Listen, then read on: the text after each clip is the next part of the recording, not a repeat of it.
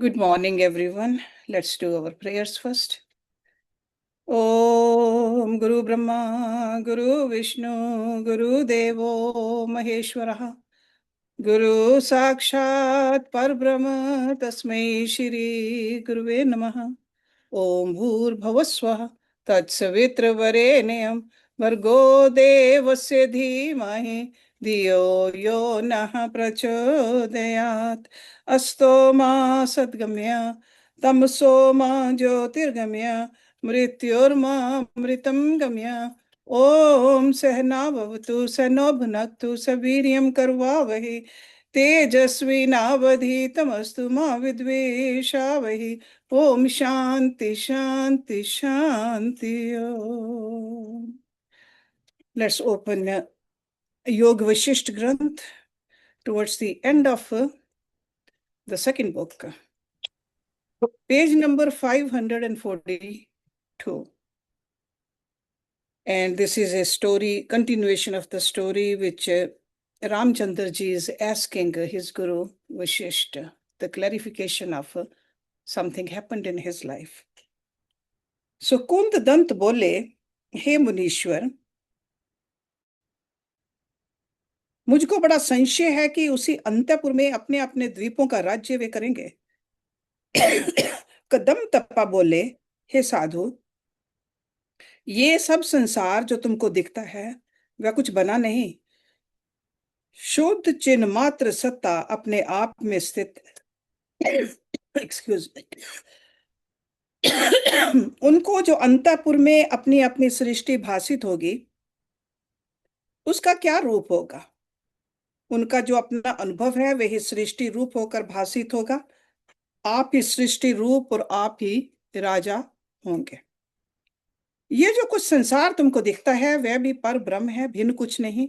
जैसे सागर में तरंगे स्वाभाविक उठती हैं, वे जल रूप ही हैं, और लीन होती हैं तो वे जल रूप ही हैं, जल से भिन्न नहीं। ना कुछ उपजता है ना मिटता है, वैसे ही ब्रह्म में संसार ना उपजता है ना लीन होता है, पर ब्रह्म से भिन्न कुछ नहीं।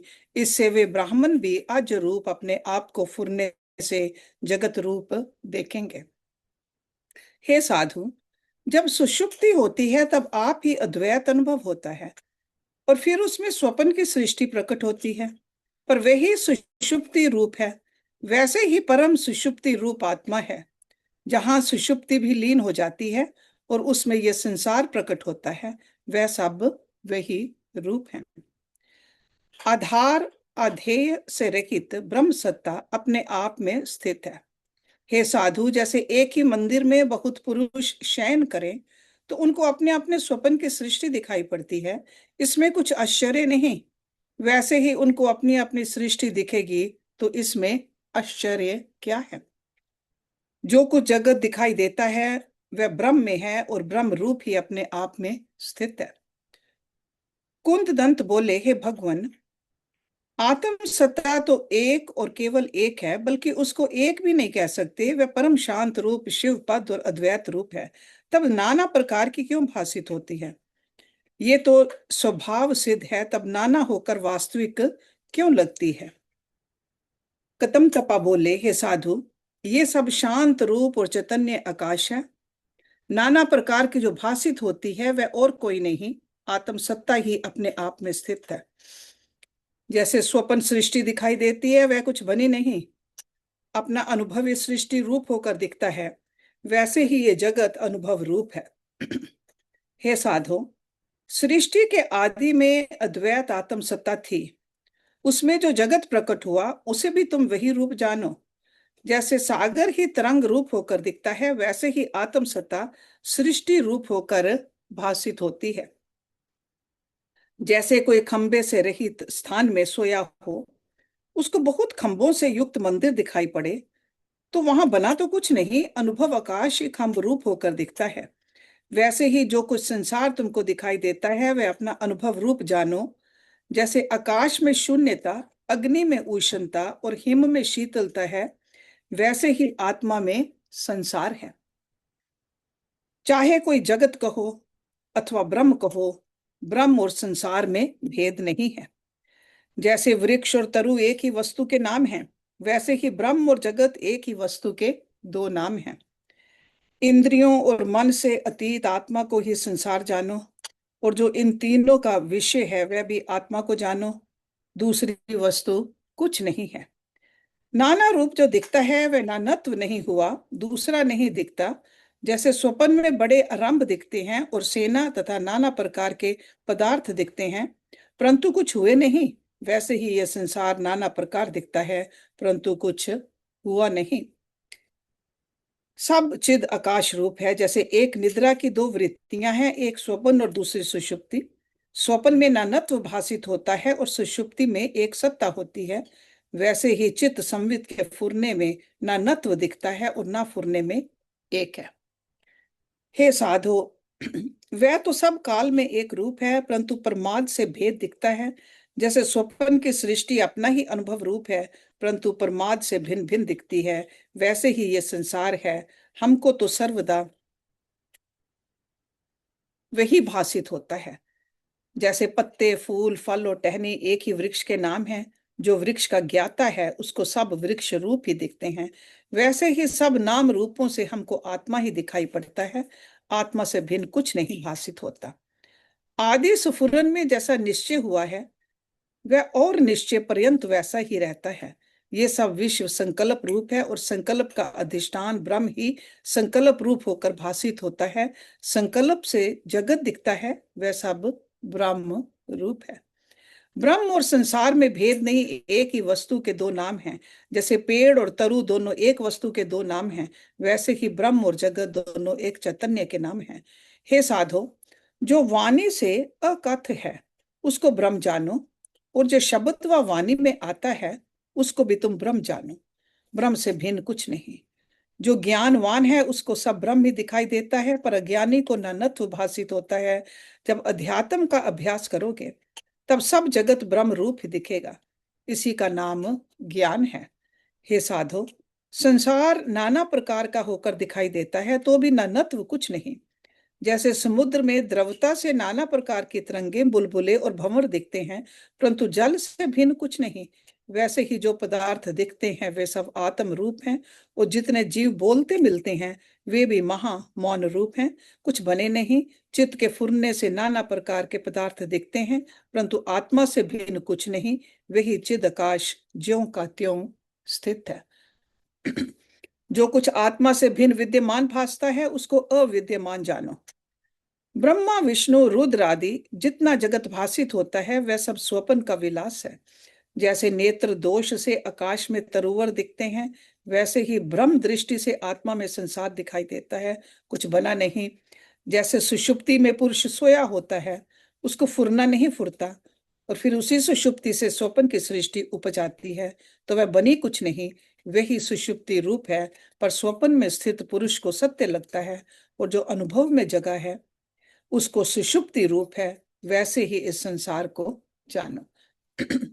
आत्मा से भिन्न कुछ नहीं, सब जाग कर देखोगे तब सब चिन्ह मात्र ही भासित होगा। जो शांत रूप, अनंत और सदा अपने आप में स्थित है, उसमें जो जगत दिखता है वह सत्य भी नहीं और असत्य भी नहीं। सत्य इस कारण नहीं कि आभास मात्र और नश्वर है, और असत्य इस कारण नहीं कि प्रकट दिखता है, पर वास्तव में आत्म सत्ता से भिन्न नहीं है।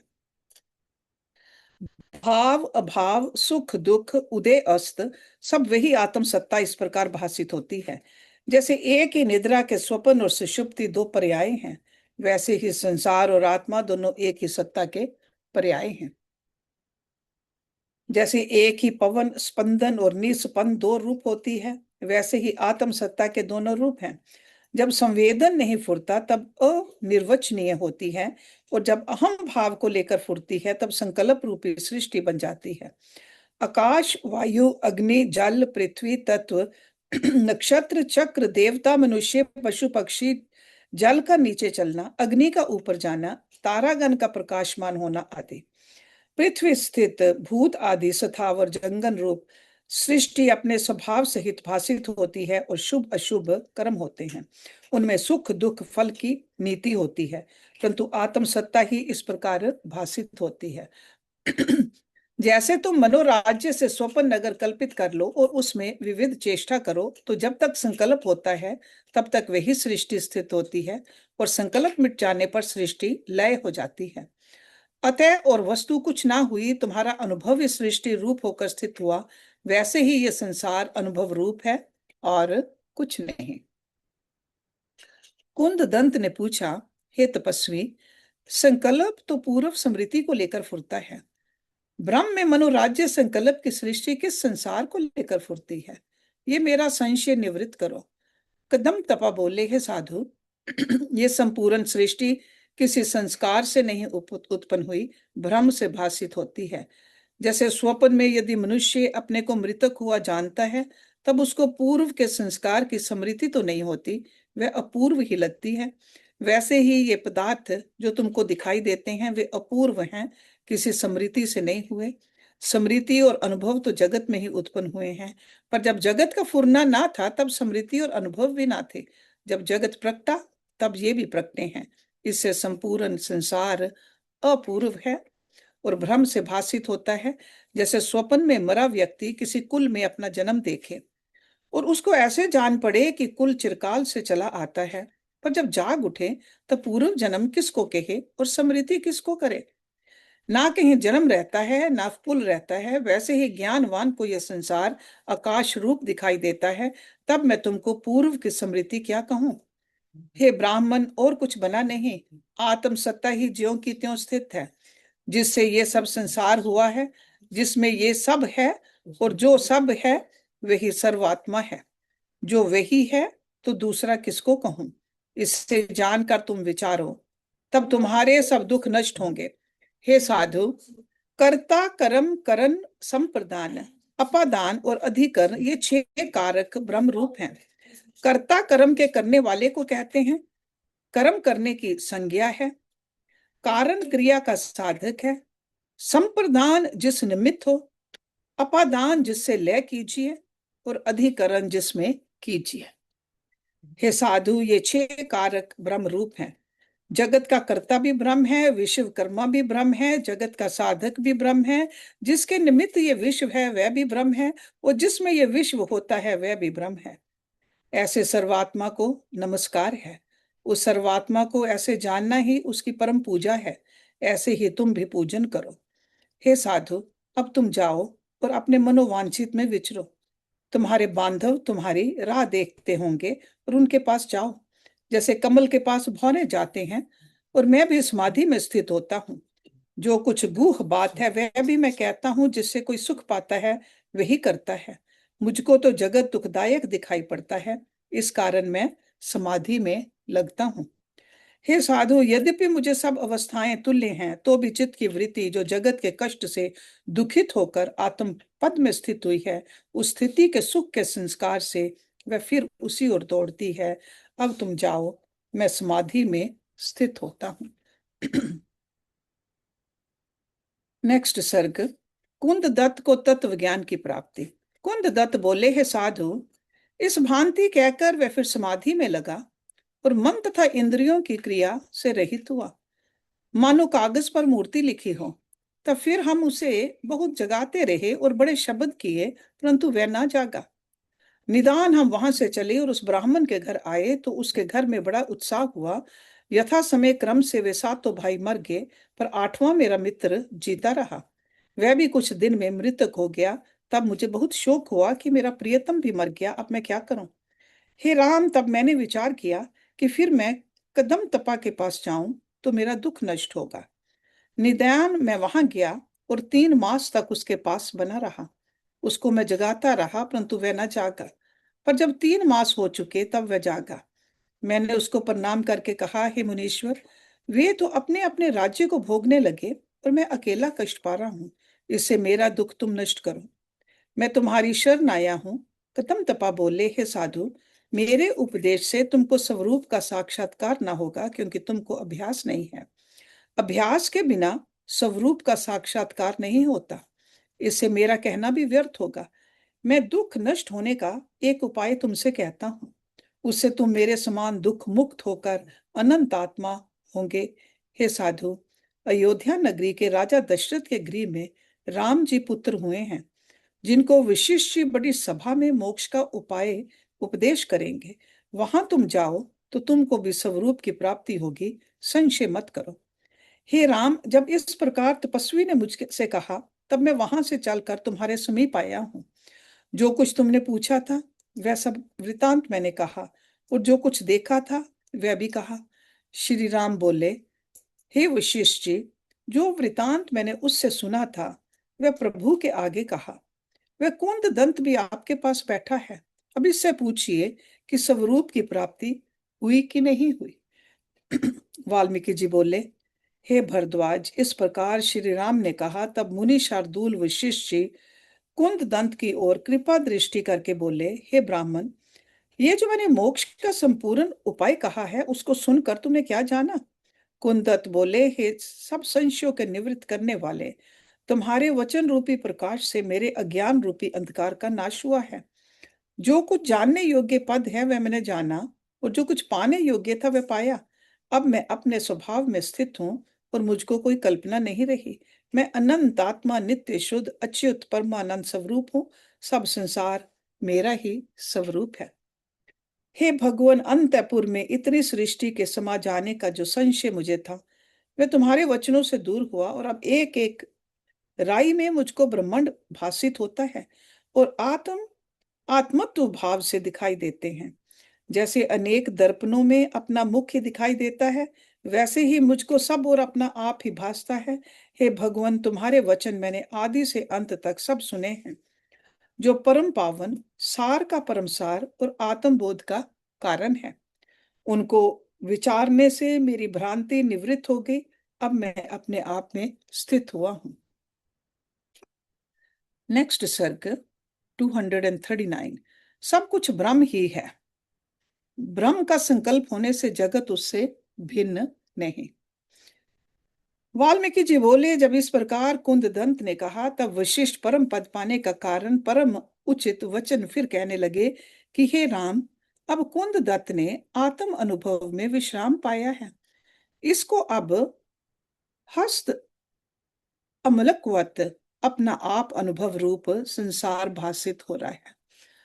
So this compound word hast amalkvat, it really means, see, hast is the hand, amal is the amla. So just like a fruit in the hand. So it's a idiom over here. Amla is like a gooseberry. I'm sure most of you are familiar with that term. So just like some fruit, you put it on your hand and you can see it clearly. So hast amalvat, अपना आप अनुभव रूप संसार भासित हो रहा है। आत्मा ही दृश्य रूप होकर दिखता है, आत्मा ही दृष्टा रूप है, दूसरी वस्तु कुछ नहीं, अपना अनुभव ही संसार होकर दिखता है।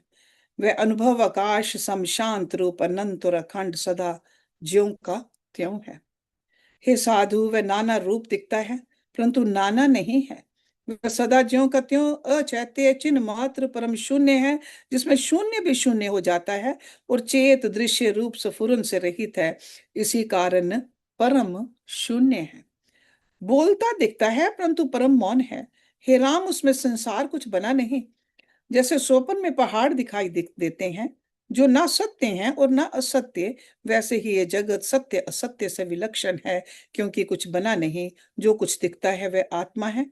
जैसे रत्नों का प्रकाश चमक है, वैसे ही आत्मा का प्रकाश संसार है। और जैसे समुद्र द्रवता से तरंग रूप होकर दिखता है, वैसे ही ब्रह्म संवेदन से संसार होकर भासित होता है।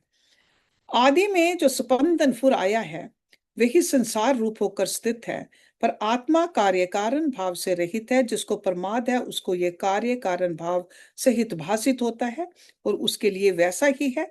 पर जो सत्य जानकर पाप करते हैं उनके बड़े पाप उचित होते हैं। वे पहले सथावर रूप होकर फिर जंगम मनुष्य होते हैं। हे राम, इस प्रकार ये ज्ञान संवित चैत्य संबंधी होकर नाना प्रकार के रूप धारण करती है, और प्रमाद से भिन्न भिन्न भासित होती है, किंतु स्वरूप से कुछ और नहीं होती, सदा अखंड रूप है। जब तक प्रमाद होता है तब तक संसार का आदि और अंत नहीं दिखता। जब प्रमाद से जागता है तब सब कल्पना मिट जाती है। हे राम, ये सब जगत जो दिखता है वह सब कुछ बना नहीं, वही ब्रह्म सत्ता अपने आप में स्थित है। जब जागृत अवस्था का अभाव होता है तब सुषुप्ति आती है। तब उसमें न शुभ की कल्पना रहती है न अशुभ की। उदय अस्त की कल्पना से रहित केवल अद्वैत सत्ता रहती है। और जब फिर उसमें चैतन्य फुरता है तब स्वप्न की सृष्टि भासित होती है। कहीं स्थावर जंगम सृष्टि दिखाई देती है जिसमें संवेदन फुरता भासित होता है, वह जंगम कहाता है। और जिसमें संवेदन का फुरना नहीं भासित होता वह स्थावर कहाता है, परंतु और कुछ नहीं। वही अद्वैत अनुभव सत्ता स्थावर जंगम होकर भासती है। वैसे ही आत्मा का अनुभव ये जगत भासित होता है। हे राम, सृष्टि के आदि में परम सुषुप्ता सत्ता थी, उसमें संवेदन फुरने से संसार प्रकट हुआ। ये वही संवेदन रूप जगत है, और जिस आत्म सत्ता में प्रकट हुआ है वही रूप है, भिन्न कुछ नहीं। जैसे हाथ पांव नख केश आदि सब अंग शरीर रूप हैं, वैसे ही ये सथावर जंगम सृष्टि परमात्मा के अंग हस्त पद आदि हैं। रोम सृष्टि और नख केश आदि स्थावर सृष्टि सब आत्म रूप हैं, दूसरी वस्तु कुछ नहीं बनी। जैसे स्वपन की सृष्टि अनुभव रूप और संकल्पपुर की रची सृष्टि संकल्प रूप होती है, वैसे ही यह सृष्टि अनुभव रूप है और किसी कारण से नहीं उपजी, इससे ब्रह्म रूप ही है। ब्रह्म के सूक्ष्म अणु में सृष्टि उपजी है तो उसका क्या रूप है? ब्रह्म ही सृष्टि है और सृष्टि ही ब्रह्म है। ब्रह्म और संसार में भेद कुछ नहीं, परंतु अज्ञान निद्रा से भिन्न भिन्न भासित होती है। श्री राम ने पूछा, हे भगवान, निद्रा का कितना प्रमाण है और कितने काल तक वे रहती है? सूक्ष्म अणु में सृष्टि कैसे उपजी है और कैसे स्थित है? अणु में उसकी क्यों संज्ञा है और अनंत कैसे है? देवता असुरादि रूप जिसे प्राप्त हुआ है वह चित्त क्या है? वशिष्ठ जी बोले, हे राम, अज्ञान निद्रा अपने काल में तो अनादि है और जानी नहीं जाती कि कब हुई, और अंत भी नहीं जाना जाता कि कब तक रहेगी। अज्ञान काल में तो इसका आदि अंत प्रमाण कुछ नहीं भासित होता, पर बोध में इसका अत्यंत अभाव दिखाई देता है। चित सत्ता की जो अनंतता पूछो तो वह तो अद्वैत चिन्मात्र आत्म समुद्र है। उसमें सूक्ष्म भाव अहम अस्मि की जो संवित फुर्ती है उसका नाम चित्त है। उस चित्त में ही आगे चलकर जगत होता है। शुद्ध चिन्ह मात्र में संवेदन चित्त फुरता है, उसमें ये जगत है। वही चित्त सत्ता देवता असुर और जंगम रूप होकर भासित होती है। वही नाग पिशाच कीट आदि सथावर जंगम रूप दिखती है। वास्तव में चैतन्य सत्ता ही है, उससे भिन्न कुछ नहीं। सब चिद आकाश रूप है, फुरने से नाना प्रकार का दिखता है। हे राम, परम शुद्ध चित्त अणु से मिलकर चित्त अनेक ब्रह्मांड धारण करता है, और उस सूक्ष्म अणु में अनंत ब्रह्मांड फुरते हैं, परंतु वे उससे भिन्न नहीं हैं। जैसे एक पुरुष सोता है तो उसको स्वप्न में अनेक जीव दिखते हैं, और उन जीवों में अपने अपने स्वप्न की सृष्टि फुरती है, तब अनेक सृष्टियां हो जाती हैं। वैसे ही सूक्ष्म चित्त अणु में अनंत सृष्टियां फुरती हैं, परंतु आत्म सत्ता से कुछ भिन्न नहीं होता। जैसे सूर्य की किरणों में अनंत सूक्ष्म त्रस रेणु होते हैं, वैसे ही परमात्मा सूर्य के चित्त अणु सूक्ष्म है। इस त्रस रेणु से भी सूक्ष्म चित्त अणु में जीवों की अपनी अपनी अनंत सृष्टियां फुरती हैं। हे राम, जब तक चित्त फुरता रहता है तब तक सृष्टियों का अंत नहीं आता। असंख्य संसार भ्रम आगे देखें और असंख्य आगे देखेंगे। जब चित्त फुरने से रहित होता है तब जगत की कल्पना मिट जाती है। जैसे स्वप्न में सृष्टि दिखाई पड़ती है और बड़े व्यवहार होते हैं, पर जब प्राणी जाग उठता है तब स्वप्न के सृष्टि व्यवहार की कल्पना मिट जाती है और अपना अद्वैत आप ही भासित होता है। वैसे ही चित्त के ठहरने से सब भ्रम मिट जाता है। हे राम, सूक्ष्म चित्त अणु की भी संज्ञा तब हुई है जब इसको चित्त का संबंध हुआ है। जब चित्त को अपने स्वभाव में स्थित करोगे तब द्वैत कल्पना और सूक्ष्म स्थूल भाव मिट जाएंगे। इसकी सूक्ष्म संज्ञा अविद्यक भाव से है, जो इंद्रियों का विषय नहीं। इससे अनुता है, ये जीव सूक्ष्म अणु में भी व्यापा हुआ है, इससे सूक्ष्म अणु कहाता है, और अनंतता इस कारण है कि सबको धारण कर रहा है। हे राम, ये संसार अभाव मात्र है। जैसे मरुस्थल में जल आभास होता है, वैसे ही आत्मा में जगत दिखता है। जब ये संसार ही नहीं है तो इसका कारण किसे कहूं? आदि सृष्टि बिना कारण के उपजी है और फिर उसमें कारण कार्य भासित होते हैं। वह आभास की दृढ़ता से ऐसा हुआ है जैसे बिना कारण के स्वप्न में आदि सृष्टि, बीज, वृक्ष, कुम्हार, मिट्टी और घट एक साथ प्रकट हो जाते हैं। जब उस स्वप्न की दृढ़ता हो जाती है तब कारण और कार्य भासित होते हैं, परंतु जो सोया पड़ा है उसको दृढ़ रूप से भासित होते हैं। वैसे ही अज्ञानी को संसार का कार्य कारण दृढ़ भासित होता है और ज्ञानवान को सब अपना रूप ही दिखता है। जैसे स्वप्न से जागने पर स्वप्न की सृष्टि अपना रूप ही दिखती है कि मैं ही था और कुछ ना था, वैसे ही ज्ञानवान को सब जगत आकाश रूप दिखता है। पृथ्वी, जल, तेज, वायु, आकाश, देवता, मनुष्य, पशु, पक्षी, पहाड़, वृक्ष, नदी आदि सब स्थावर जंगम जगत आकाश रूप है और संवेदन के फुरने से दिखाई पड़ता है। वास्तव में भिन्न कुछ नहीं है। हे राम, ये जगत चित्त में स्थित है। जैसे किसी पुरुष ने खंबे में पुतलियों की कल्पना की तो उन पुतलियों के दो रूप होते हैं। एक शिल्पी के चित्त में फुर्ती है जो आकाश रूप है, और एक खंबे में कल्पित है जो स्तंभ रूप है, पर शिल्पी के चित्त में नृत्य करती है। हे राम, और तो कुछ नहीं बना, सब स्तंभ रूप है और शिल्पी के चित्त में कल्पना मात्र है। वैसे ही चित्त रूपी शिल्पी की जगत रूपी पुतलियां कल्पना मात्र हैं, पर आत्म रूपी खंबा ज्यों का त्यों है, आत्मा से भिन्न कुछ नहीं। जैसे पट के ऊपर मूर्ति लिखी हो तो उस मूर्ति का रूप पट ही है, पट से भिन्न कुछ नहीं, वह पट ही मूर्ति रूप दिखता है। वैसे ही यह जगत आत्मा से भिन्न नहीं, आत्मा ही जगत रूप होकर भासित होता है। आत्मा और संसार में कुछ भेद नहीं। जैसे ब्रह्म आकाश रूप है वैसे ही यह जगत आकाश रूप है।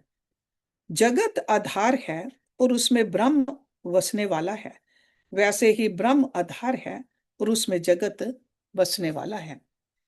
हे राम, जगत में जितने विद्या और अविद्या रूप समूह हैं वे सब संकल्प से रचित हैं और वास्तव में सब आत्म रूप है। समता, सत्ता और निर्विकारता आदि और इससे विपरीत अविद्या रूप सब एक ही रूप है। सब एक में ही फुरते हैं और एक ही रूप है। जैसे अनुभव रूप स्वप्न संसार अनुभव में स्थित होता है और सब आत्म रूप होता है, वैसे ही ये सब जगत ब्रह्म रूप है। ब्रह्म से भिन्न ना कुछ वर की कल्पना है और ना शाप की कल्पना है। ब्रह्म सत्ता निर्विकार अपने आप में स्थित है, उसमें ना कारण है ना कार्य। जैसे तालाब, नदी और मेघ जल ही होते हैं वैसे ही सब ब्रह्म रूप है। श्री राम ने पूछा, है भगवान, वर और शाप के कर्ता तो परिच्छिन्न हैं और कारण बिना तो कार्य नहीं बनता, तब आप कैसे कहते हैं कि कार्य कारण कोई नहीं? वशिष्ठ जी बोले, हे राम, शुद्ध आत्म सत्ता चिद आकाश का किंचन संसार होता है। जैसे समुद्र में तरंगे उठती हैं वैसे ही आत्म सत्ता में संसार प्रकट होते हैं, और जैसे तरंगे जल रूप होती हैं वैसे ही जगत आत्म रूप है, आत्मा से भिन्न कुछ नहीं। जैसे आदि में परमात्मा से सृष्टि का स्फुरन हुआ है वैसे ही स्थित है, अन्यथा नहीं होता। सब संसार संकल्प है। अनेक प्रकार की वासना संवेदन में फुरती है, पर जिनको स्वरूप का विस्मरण हुआ है उनको ये जगत सत्य रूप दिखता है। जो उनको विचार उत्पन्न हो तो वही काम है। जिस काल में विचार उत्पन्न होता है उसी काल में अज्ञान निद्रा का अभाव होता है। हे राम, जब विचार अभ्यास करके मन तद्रूप होता है तब यथाभूत दर्शन होता है और संपूर्ण ब्रह्मांड अपना ही रूप भासित होता है, क्योंकि वह अपने आप में स्थित है। सबके अधिष्ठान आत्म सत्ता में अहम प्रतीति होती है, इस कारण अपने आप में सृष्टि भासित होती है। जैसे स्पंदन फुरते हैं वैसे ही उनकी सिद्धि होती है। पहले निरावरण दृष्टि होती है। निरावरण दृष्टि से सब संकल्प सिद्ध होते हैं, क्योंकि यह सब संसार आत्मा में संकल्प का रचा हुआ है और उसमें इसको अहम प्रत्यय हुआ है। हे राम, जो ये संकल्प उठता है कि ये कार्य ऐसे हो वह वैसे ही होता है। हे राम, शुद्ध संवेदन में जैसा संकल्प होता है वही होकर भासित होता है। ये जगत संकल्प रूप ही है, संकल्प से भिन्न नहीं। इसलिए वर और शाप का और कोई कारण नहीं। वर और शाप भी संकल्प रूप हैं। उस संकल्प से जो पदार्थ उत्पन्न होते हैं वे किसी समवाय कारण से तो नहीं उपजे, संकल्प ही से हुए हैं। इससे सब अकारण है। ब्रह्म रूपी समुद्र में तरंगे उठती हैं, तो कारण और कार्य में तुमसे क्या कहूं। सब जगत ब्रह्म रूप है, द्वैत और एक की कल्पना कुछ नहीं। हे राम, मुझको सदा ब्रह्म सत्ता ही दिखती है, कार्य कारण कोई नहीं दिखाई देता। जैसे स्वप्न में किसी के घर पुत्र हुआ और वह बड़े उत्साह को प्राप्त हुआ, पर जब जागृत का संस्कार चित्त में आया तब उसका पिता ही नहीं उपजा, तो पुत्र कैसे कहा जाए। तब तो सब आपने आप ही हो जाता है, ना कोई कारण दिखता है ना कार्य। जो स्वप्न में सोया है उसको जैसे दिखता है वैसे ही ये भी है। जैसे वर और शाप का आसरा संकल्प है, और संकल्प ही वर और शाप होकर भाषित होता है और अकारण ही होता है। जिसको शुद्ध संवेदन से एकता हुई है वह निरावरण है, और उसमें जैसे फुरने का आभास फुरता है वैसा ही सिद्ध होता है। श्री राम ने पूछा, हे भगवान, एक ऐसे हैं जिनको अवर्ण है और उनका संकल्प जैसा फुरता है, वर दें अथवा शाप दें वैसा ही हो जाता है। स्वरूप का साक्षात्कार तो उनको नहीं हुआ, पर शुभ कर्म उनमें प्रत्यक्ष मिलते हैं, तो शुभ कर्म ही वर और शाप के कारण हुए। आप कैसे कहते हैं कि निरावरण मानव का संकल्प सिद्ध होता है। वशिष्ठ जी बोले, हे राम, शुद्ध चिन्ह मात्र सत्ता ही चित्त धातु कहती है। उस चित्त धातु में जो आभास फुरता है वही संवेदन कहता है। वह संवेदन जब फुरता है तब जीव जानता है कि मैं ब्रह्मा हूं। यूं संवेदन ने ही अपने को संसार का पितामह जाना, और उसी ने आगे मनोराज्य की कल्पना की। तब पंचभूतों का ज्ञान हुआ कि शून्य रूप आकाश है, स्पंदन रूप वायु है, उष्ण रूप अग्नि है, द्रवता रूप जल है और कठोर रूप पृथ्वी है। फिर उसी से देश और काल की कल्पना हुई। सथावर जंगम पदार्थ की कल्पना से वेद शास्त्र धर्म अधर्म का सुफुरन हुआ, जिससे ये निश्चय हुआ कि ये तपस्वी है और इसने तप किया है। इसके करने से वर हो, इसके कहने से वर हो, पर स्वरूप के साक्षात्कार से रहित होने पर भी उसका कहा होना उसके तप का फल है। आदि में संकल्प ऐसे हुआ है तो वर और शाप का कर्ता तपस्वी नहीं, उसका अधिष्ठान वही संवेदन है जिसे आदि संकल्प उद्भूत है। हे राम, वर और शाप संकल्प रूप हैं। संकल्प संवेदन से फुरा है और संवेदन आत्मा का आभास है, तो मैं कारण और कार्य क्या कहूं, संसार भी क्या कहूं। आत्मा का आभास संवेदन ब्रह्मा है, जिसने आगे संकल्पपुर की सृष्टि रची है। हम तुम आदि सब उसके संकल्प में हैं। वह ब्रह्मा निराकार निराधार और निरालंब स्थित है, किसी आकार को नहीं प्राप्त हुआ। इससे उसका जगत भी वही रूप जानो। हे राम, जैसे उसका स्पंदन हुआ है वैसे ही वह स्थित है, अन्यथा नहीं होता। जो वही विपर्य करे तो हो, अन्यथा नहीं हो सकता। अग्नि में उष्णता, वायु में स्पंदन इत्यादि जो गुण धर्म हैं वे अपने अपने स्वभाव में स्थित हैं, और मुझको सब ब्रह्म रूप है। जैसे शरीर में हाड़ मांस से इतर कुछ नहीं होता, वैसे ही मुझको ब्रह्म से भिन्न कुछ नहीं भासित होता। जैसे घट में मृतिका से भिन्न कुछ नहीं होता और काष्ठ की पुतली की चेष्टा काष्ठ से भिन्न नहीं होती, वैसे ही जगत ब्रह्म से भिन्न नहीं होता। हे राम, ये सब विश्व जो तुमको भासता है ब्रह्म ही है। ब्रह्म ही फुरने से नाना प्रकार जगत के रूप में भासित होता है। जैसे समुद्र अपनी द्रवता से तरंग, बुलबुले, फेन आदि होकर भासित होता है, वैसे ही ब्रह्म संवेदन से जगत रूप होकर दिखता है, पर ब्रह्म से भिन्न कुछ नहीं है। जैसे पर्वत से जल गिरता है तो कण होकर दिखाई पड़ता है, और जब गिरकर ठहर जाता है तब समुद्र रूप होता है, परंतु जल से भिन्न कुछ नहीं होता। वैसे ही जब चित्त फुरता है तब नाना प्रकार का जगत भासित होता है, ठहर जाता है तब सब विश्व एक अद्वैत रूप दिखता है, पर ब्रह्म से भिन्न कुछ नहीं होता। ब्रह्म ही स्थावर जंगम रूप दिखता है। जहां पुर्यष्टका का संबंध नहीं दिखाई देता वह अजंगम या स्थावर कहलाता है, और जहां पुर्यष्टका का संबंध होता है वह जंगम रूप दिखता है। परंतु आत्मा में दोनों तुल्य हैं। जैसे एक ही हाथ की उंगली जिसको उष्णता अथवा शीतलता का संयोग होता है वह फुरने लगती है, और जिसको शीत उष्ण का संयोग नहीं होता वह नहीं फुरती। वैसे ही जिस आकार को पुर्यष्टका का संयोग है वह फुरता है और चेतनता दिखाई देती है, और जिसको पुर्यष्टका का संयोग नहीं होता उसमें जड़ता भासित होती है। जड़ भी दो प्रकार के हैं, एक को पुर्यष्टका का संयोग है और जड़ है, और दूसरे को पुर्यष्टका का संयोग नहीं है और जड़ है। Now I defined that Puryashtaka last week for you. You can look at that, what Puryashtaka is. Puri अष्टक, पुरी अष्टक। वृक्ष और पर्वतों को पुर्यष्टका का संयोग है, परंतु घन सुषुप्ति जड़ता में स्थित है, इस कारण जड़ भासित होते हैं।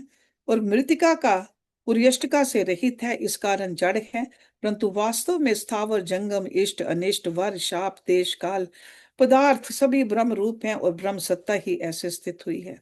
जैसे अपने अनुभव में संकल्प नगर नाना प्रकार का दिखता है, परंतु संकल्प रूप है, संकल्प से भिन्न कुछ नहीं। जैसे मृतिका की सेना अनेक प्रकार की होती है, परंतु मृतिका रूप है, मृतिका से भिन्न कुछ नहीं, वैसे ही सब अर्थ धारण करने वाली चैतन्य धातु विविध आकार को प्राप्त होती है, परंतु चेतनता से भिन्न कुछ नहीं होती। हे राम, धातु उसको कहते हैं जो अर्थ को धारण करे। जितने पदार्थ तुमको दिखते हैं वे सब अर्थ रूप हैं, और वस्तु रूप जो धातु है वह आत्म सत्ता है। उसने दो अर्थ धारण किए हैं, एक स्वपन अर्थ और दूसरा बोध अर्थ। स्वपन अर्थ में तो ननत्व भासित होता है, और बोध अर्थ में एक अद्वैत सत्ता भासित होती है। जैसे एक ही धातु मिलने और बिछुड़ने से दो अर्थ रखती है, तो वे परस्पर प्रतियोगी शब्द हैं, परंतु एक नहीं धारण किए हैं। वैसे ही स्वपन और बोध अर्थ, इन दोनों को आत्म सत्ता ने धारण किया है। जैसे लहर और बुलबुले जल रूप हैं, वैसे ही जगत ब्रह्म रूप है। जो ज्ञानवान है उनको सब ब्रह्म रूप दिखता है, और अज्ञानी को ननत्व भासित होता है। इससे तुम स्वभाव में निश्चय रख कर देखो, सब ब्रह्म रूप है, भिन्न कुछ नहीं। जीव संसार वर्णन। दिस इज अ सर्ग नंबर 270। राम जी ने पूछा, है भगवान, जो सब ब्रह्म ही है तो नीति क्या है, और नाना प्रकार के पदार्थ क्यों भासित होते हैं? आप कहते हैं कि जगत संकल्प से रचित है, तो हे भगवान, ये जो असंख्य रूप पदार्थ हैं उनकी संज्ञा की नहीं जाती, तब इन पदार्थों में से एक एक का स्वभाव अचल रूप होकर कैसे स्थित है? सब देवताओं में सूर्य ज्योति क्यों अधिक है, और एक ही सूर्य में दिन और रात्रि छोटे बड़े क्यों होते हैं? ये विचित्रता क्या है? वशिष्ठ जी बोले, हे राम, शुद्ध चिन्ह मात्र सत्ता में अकस्मात जो आभास फुरा है, उस आभास का नाम नीति है। यह सृष्टि भी आभास मात्र है, किसी कारण से नहीं उपजी। जिसके आश्रय से आभास फुरता है वही वस्तु अधिष्ठान होती है। इससे सब विश्व ब्रह्म रूप है, और चिन्ह मात्र सत्ता अपने आप में स्थित है। वे ना उदित होती है और ना अस्त होती है, वह परिणाम से रहित सदा अद्वैत रूप स्थित है। उसमें ना जागृत है, ना स्वप्न है, ना सुषुप्ति है। तीनों अवस्थाएं आभास मात्र हैं, पर चैतन्य सत्ता में इनसे द्वैत नहीं बना। ये तीनों इसी का स्वभाव और प्रकाश रूप है, इससे भिन्न कुछ नहीं। जैसे आकाश और शून्यता, पवन और निस्पंदनता, अग्नि और उष्णता तथा कपूर और सुगंध में भेद नहीं है, वैसे ही जागृत आदि विश्व और ब्रह्म में भेद नहीं है।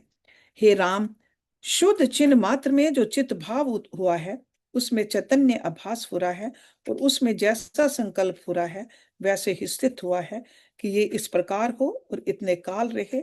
उसी संकल्प निश्चय का नाम नीति है। जैसे आदि संकल्प दृढ़ हुआ है, वैसे ही अब तक भूमि जल तेज आयु वायु आकाश अपने अपने भाव में स्थित हैं और अपने स्वभाव को नहीं त्यागते। जब तक उनकी नीति है तब तक वे वैसे ही विश्व सत्ता में स्थित हैं। हे राम, इसका नाम नीति है। जैसे आदि संकल्प रखा है वैसे ही स्थित हैं, वह वास्तव में आभास रूप है। अकस्मात ये आभास हो रहा है जो किसी सूक्ष्म अणु में प्रकट हुआ है। जैसे समुद्र के किसी स्थान में तरंग बुलबुले आदि उठते हैं, संपूर्ण सागर में नहीं उठते, वैसे ही जहां संवेदन रूप जैसा स्फुरन होता है वैसे ही स्थित होता है। यही नीति है। जैसे तरंग और बुलबुले समुद्र से भिन्न नहीं है, वैसे ही नीति आत्मा से भिन्न नहीं है। जैसे द्रवता से सागर में तरंगें उठती हैं, वैसे ही आत्मा में संवेदन से नीति और संसार जो फुरते हैं, वे वही रूप हैं, आत्मा से भिन्न कुछ नहीं। जैसे किसी ने कहा कि चंद्रमा का प्रकाश है, तो चंद्रमा और प्रकाश में अंतर नहीं, वैसे ही आत्मा और जगत में भेद नहीं है। ये विश्व आत्मा का स्वभाव है। जैसे एक ही काल की दिन, पक्ष, वार, मास, वर्ष, युग, कल्प आदि बहुत संज्ञाएं हैं, परंतु काल एक ही है। वैसे ही जगत के भिन्न भिन्न नाम हैं, पर वे सब ब्रह्म ही हैं। हे राम, जब संवेदन चित्रूप होता है तब प्रथम शब्द तन्मात्रा जगती है और उससे आकाश उपजता है, जिसका स्वभाव शून्यता है। फिर जब उसने स्पर्श तन्मात्रा को चेता, तब उससे इसमें वायु उपजा, वायु का स्पंदन स्वभाव है। फिर रूप तन्मात्रा को चेता, तब उसे अग्नि प्रकटी, जिसका स्वभाव उष्ण है। फिर रस तन्मात्रा को चेता, तब उससे जल प्रकटा, जिसका स्वभाव द्रव है। फिर गंध तन्मात्रा को चेता, तब उससे पृथ्वी प्रकट हुई, जिसका स्वभाव स्थिर है। इस प्रकार पंचभूत उत्पन्न हुए। हे राम, आदि में जो शब्द तन्मात्रा उपजी है, वह जितने शब्द समूह हैं उनका बीज है। सब उसी से उत्पन्न हुए हैं। पदार्थ, वाक्य, वेद, शास्त्र, पुराण सभी उसी से उत्पन्न हैं। इसी प्रकार पृथ्वी, आप, तेज, पवन, आकाश का जो कार्य है, वही उन सब का बीज तन्मात्रा है। उस तन्मात्रा का बीज वह संवित सत्ता है। हे राम, अब इन तत्वों की कहानी सुनी। भूमि अणु भी होती है और एक दला भी होती है। पृथ्वी तो एक है और अणु भी वही है। वैसे ही सब तत्वों को समझकर देखना।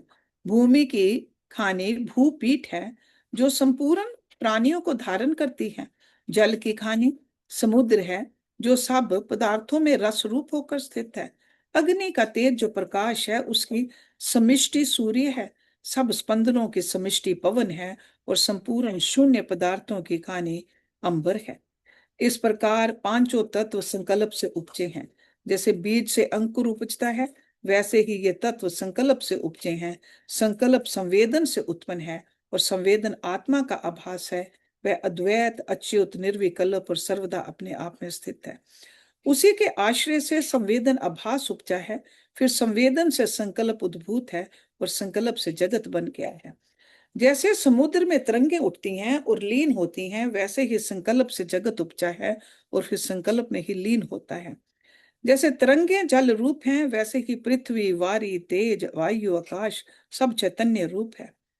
सब पदार्थ जो देखे सुने जाते हैं और नहीं देखे सुने जाते, वे चैतन्य रूप हैं। आत्मा से भिन्न कुछ नहीं। वही आत्मा इस प्रकार होता है। स्वप्न में अपना अनुभवी पदार्थ होकर दिखता है, परंतु कुछ बना नहीं। नाना प्रकार का दिखाई देता है, तो भी नाना नहीं। वैसे ही जगत नाना प्रकार का दिखाई देता है, तो भी कुछ बना नहीं। जैसे एक निद्रा के दो रूप हैं, एक स्वप्न और दूसरा सुषुप्ति। जब फुरना होता है तब स्वप्न की सृष्टि दिखाई देती है। फुरना निवृत्त हो जाता है तब सुषुप्ति होती है। और जैसे वायु दो रूप हैं, जब स्पंदन होता है तब भासित होती है, जब निस्पंद होती है तब नहीं भासित होती। वैसे ही जब संवेदन फुरता है तब संसार दिखता है, और जब नहीं फुरता तब जगत भी नहीं दिखता। इसी का नाम महाप्रलय है, पर दोनों आत्मा के आभास हैं।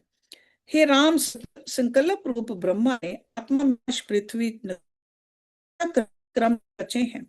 जैसे बालक आने में संकल्प रचे, वैसे ही ब्रह्मा ने रचा है। उसने एक भूगोल रचा, जिस पर नक्षत्र चक्र रचा है, और उस चक्र के दो भाग किए हैं, जो अन्य अन्य सन्मुख स्थित हैं। जब सूर्य उसके सन्मुख होता है, तब दिन और रात्रि का प्रमाण 60 घड़ी होता है। जब सूर्य उस नक्षत्र चक्र के ऊपर की ओर उदित होता है, तब दिन बड़े होते हैं, और जब नीचे की ओर उचित होता है, तब दिन छोटे हो जाते हैं। निदान ज्यों का ज्यों सूर्य क्रमशः ऊपर से नीचे की ओर उदित होता है, त्यों त्यों दिन छोटे होते जाते हैं और रात्रि बढ़ती जाती है। और 6 मास के उपरांत पौष त्रयोदशी से सूर्य क्रमशः ऊपर को उदित होता है, तब दिन बढ़ता जाता है। आषाढ़ की द्वादशी से लेकर पौष की त्रयोदशी तक रात्रि बढ़ती और दिन घटता है, और रात्रि घटती जाती है और दिन बढ़ता जाता है। जब सूर्य उस मध्य में उदित होता है, दिन और रात्रि समान हो जाते हैं, किंतु संवेदन रूप ब्रह्म का सब संकल्प विलास है। जैसे शिल्पी शिला में पुतलियों की कल्पना करता और चेष्टा करता है, पर बना कुछ नहीं, शिला ही अपने घन स्वभाव में स्थित होती है, वैसे ही चित्त रूपी शिल्पी आत्म रूपनी शिला में जगत रूपी पुतलियों की कल्पना करता है, पर बना कुछ नहीं, ब्रह्म सत्ता ही सदा अपने आप में स्थित है। संवेदन फुरने से जब से रूप देखने की इच्छा होती है, तब चक्षु इंद्रिय बन जाती है, जो रूप को ग्रहण करती है। जब स्पर्श की चाह होती है, तब त्वचा इंद्रिय बन जाती है, जो स्पर्श को ग्रहण करती है। जब गंध की चाह होती है, तब घ्राण इंद्रिय बनकर गंध ग्रहण करती है। जब शब्द सुनने की इच्छा होती है, तब श्रवण इंद्रिय बन जाती है, जो शब्द आदि विषयों को ग्रहण करती है। जब रस की इच्छा होती है, तब रसना इंद्रिय प्रकट होकर स्वाद ग्रहण करती है। जब वही संवेदन चेतनता है, तब अपने साथ पवन को देखता है और उस वायु में प्राण फूरने देखता है। हे राम, देखना, सुनना, रस लेना, स्पर्श करना, बोलना और गंध लेना आदि जहां जहां इंद्रियां विषयों को ग्रहण करती गई, वह देश है। इंद्रियां जिस विषय को ग्रहण करने लगती हैं, वे पदार्थ हैं, और जिस समय ग्रहण करने लगती हैं, वह काल है। इस प्रकार देश, काल और पदार्थ हुए हैं। फिर क्रम से शुभ अशुभ कर्म भासित होने लगे। हे राम, इस प्रकार संवेदन ने फुरकर संसार को रचा है, और वह शरीर को रचकर इष्ट अनिष्ट को ग्रहण करता है। जो तुम कहो कि इंद्रियां तो भिन्न भिन्न हैं और अपने अपने विषय का सेवन करती हैं, फिर सब इंद्रियों के इष्ट अनिष्ट इस जीव को कैसे होते हैं, तो इसका उत्तर दृष्टांत द्वारा सुनो। हे राम, जैसे तुम एक हो और माला के दाने बहुत हैं, पर सबका आश्रय सूत्र है, वैसे ही अहंकार रूपी सूत्र में सब इंद्रिय रूपी दाने हैं। इस कारण अहंकार रूप जीव इंद्रियों के सुख से सुखी और दुख से दुखी होता है। इंद्रियां आप ही से कार्य करने को समर्थ नहीं होती, अहंकार से चेष्टा कर। जैसे शंख में आप से बजने की समर्थ नहीं, पर मानव बजाता है तो शब्द करता है। वास्तव में ना कोई इंद्रियां हैं, ना इनके विषय हैं, और ना मन का फुरना है, सब आभास मात्र है। जब संवेदन फुरता है, तब इतनी संज्ञा धारण करता है, और जब संवेदन निवृत्त होता है, तब सब कल्पना मिट जाती है। We'll stop it here today, and next week we'll start with the Antakaran Chatushtya Varnan, Sarg number 271. Om Purnamada Purnamudachyate Purnasya Purnamadaya Purnamevavisheshyate. Om Shanti Shanti Shanti Om.